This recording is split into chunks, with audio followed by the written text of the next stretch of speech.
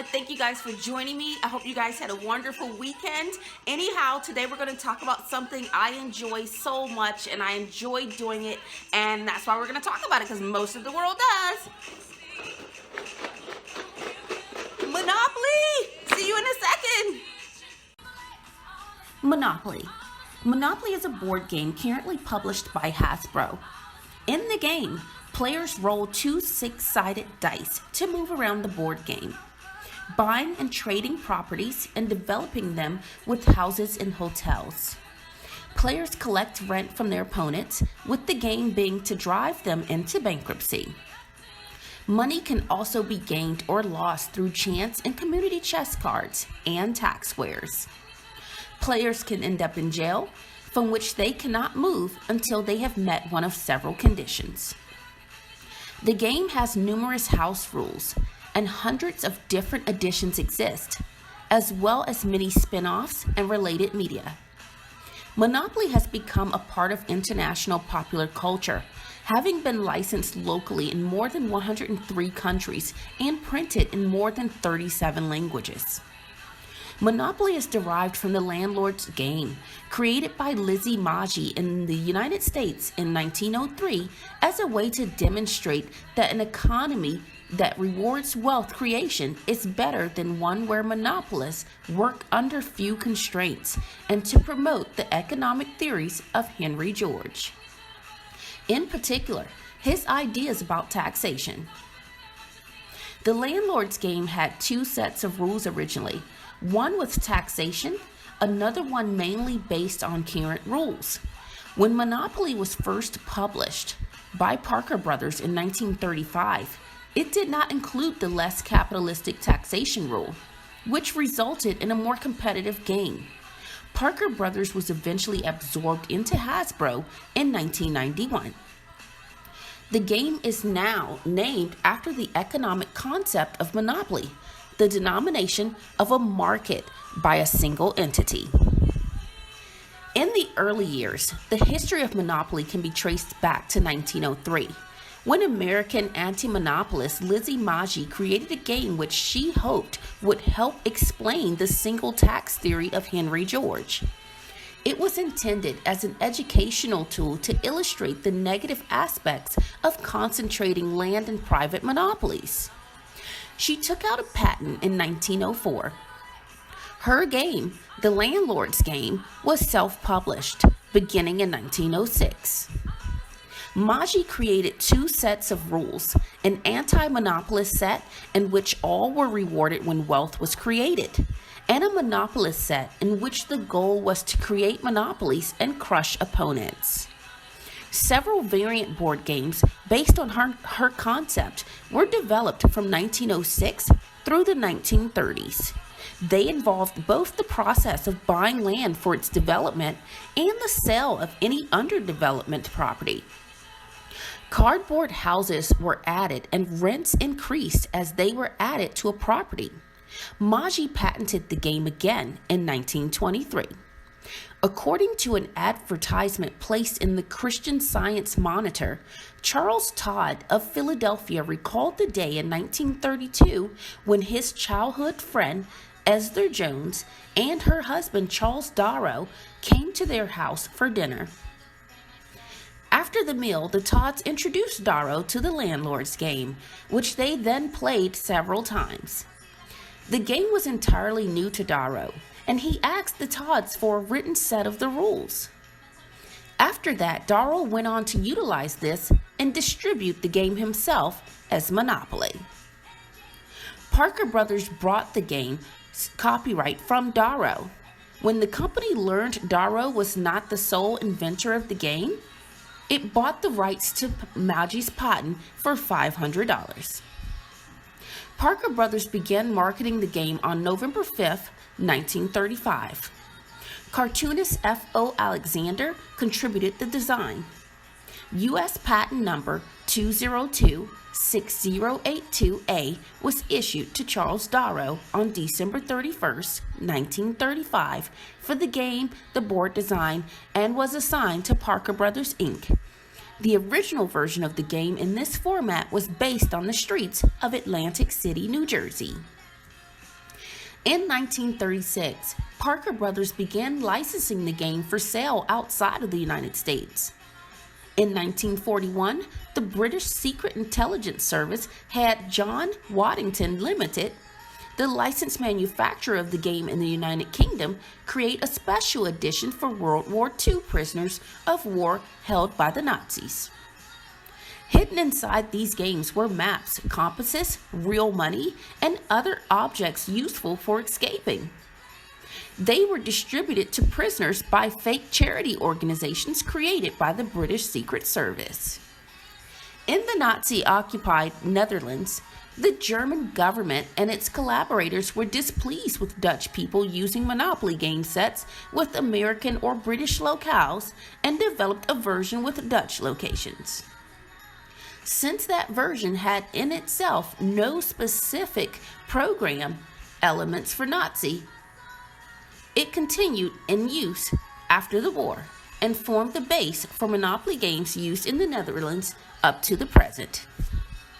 Economics professor Ralph Aspash published Anti-Monopoly in 1973 and was sued for trademark infringement by the Parker Brothers in 1974.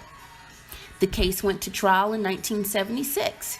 Aspash won on appeals in 1979. As the Ninth Circuit Court determined that the trademark Monopoly was generic and therefore unenforceable. The United States Supreme Court declined to hear the case, allowing the appellate court ruling to stand. This decision was overturned by the passage of Public Law 98-620 in 1984. With that law in place, Parker Brothers and its parent company Hasbro continued to hold valid trademarks for the game Monopoly.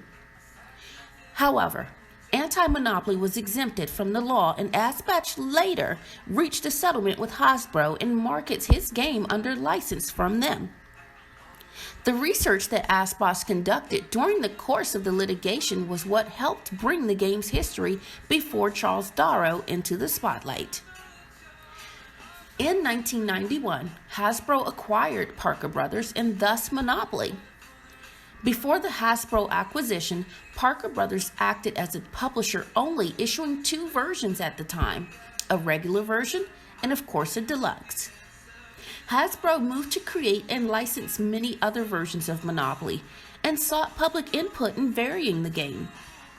A new wave of licensed products began in 1994 when Hasbro granted a license to USopoly to begin publishing a San Diego edition of Monopoly, which has since been followed by more than 100 more licensees and Winning Moves Games and Winning Solutions Inc. in the United States since 1995 to 2000. In 2003, the company held a national tournament on a chartered train going from Chicago to Atlantic City. Also in 2003, Hasbro sued the maker of Ghetto-lopoly and won. In February 2005, the company sued Rad Games over their super add-on accessory board game that fit in the center of the board.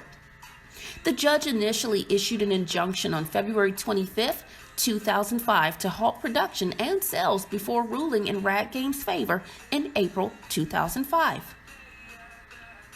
In 2008, the speed die was added to all regular Monopoly sets.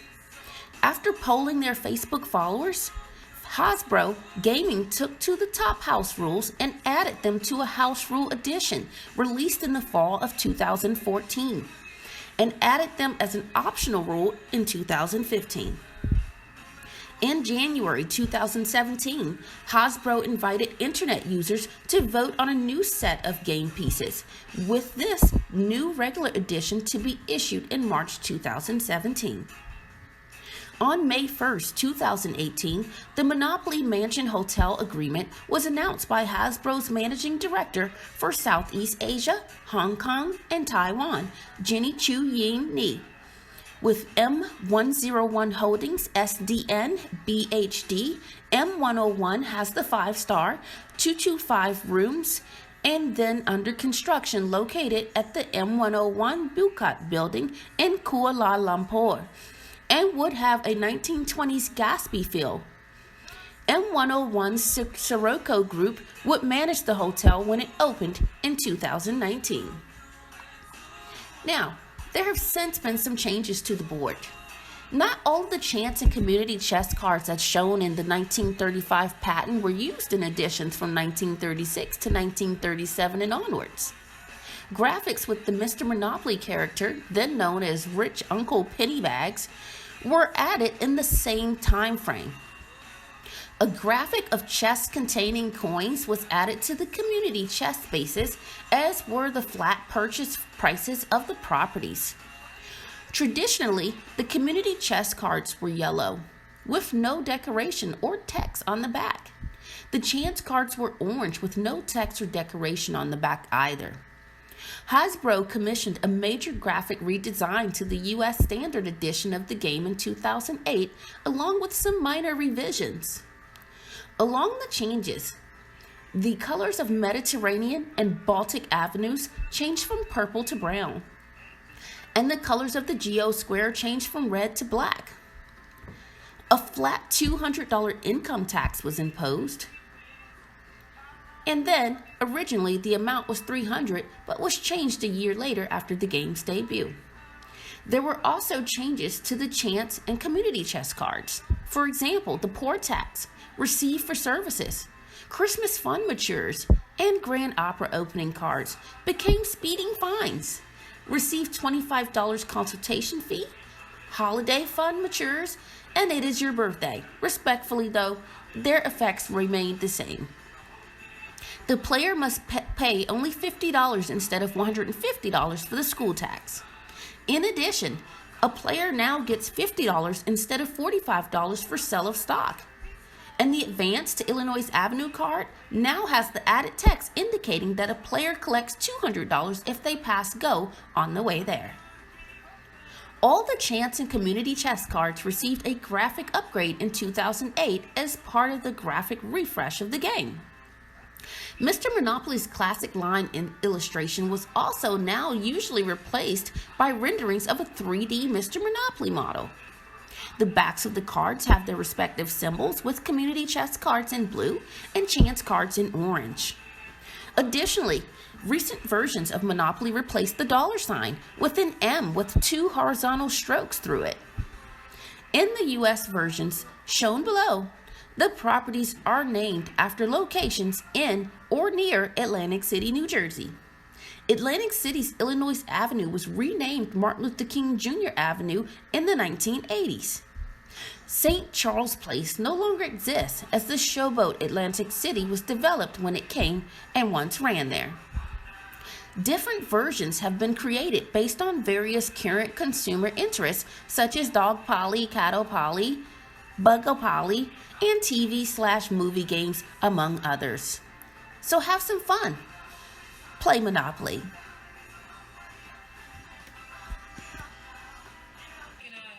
I need to get my story straight. My friends are in the bathroom getting higher than the Empire State. I love this song, right guys?